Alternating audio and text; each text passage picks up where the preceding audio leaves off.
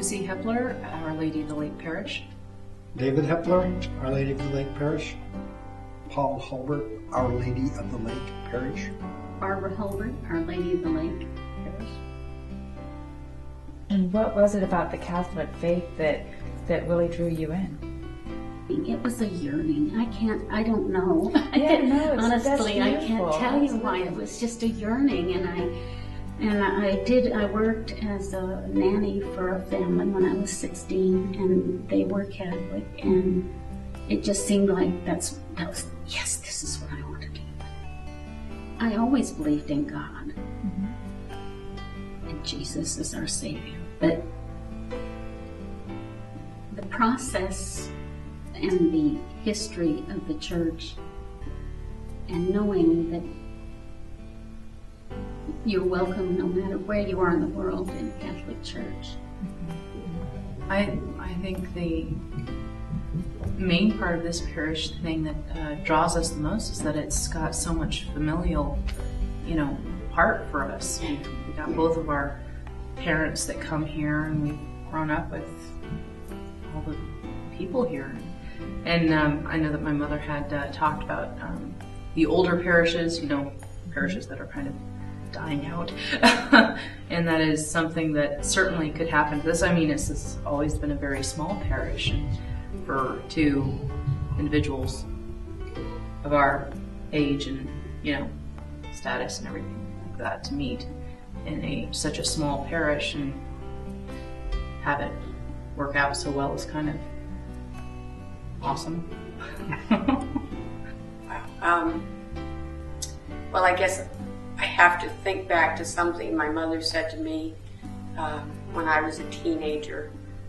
I was going to a Catholic high school, and we had a priest that asked us to rate our values, and it was like family, friends, God, and all these kind of things. And being a teenager at the time, I put friends, and then family, and then God. And went home and was telling my mom, and my mom was horribly shocked, and God has to be first. God always has to be first. And without God, your family and your friends just kind of fall apart. And at the time I thought, that's, you're old and outdated. And then as I grew older, I realized that that is true. Without God at my center, I am not the parent I should be. I won't pass it on without God first and God at the center. And so I hope I have instilled that in my children, that they have to put God first. And, it doesn't mean you're setting your family aside. It means you're more fully involved with your family if God is there first. That's one of the things. When his mother was still alive, we often would gather what kids we could and go to church with her in Wasilla, so that she could have us all together with her.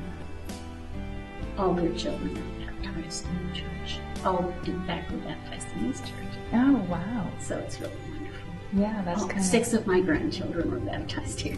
That's neat to have not only a connection, intertwined with the family, but have that at one parish. That's really neat. It was really wonderful. Yeah. The evolution of the church is always very strong on that, because when my mother was bringing us into church, it was pre-Vatican II, and the kids are Vatican II. What is the next step going on? So it's a learning process, being flexible, and it's sort of a traditional type thing, and just being able to be flexible and understand the changing values of it.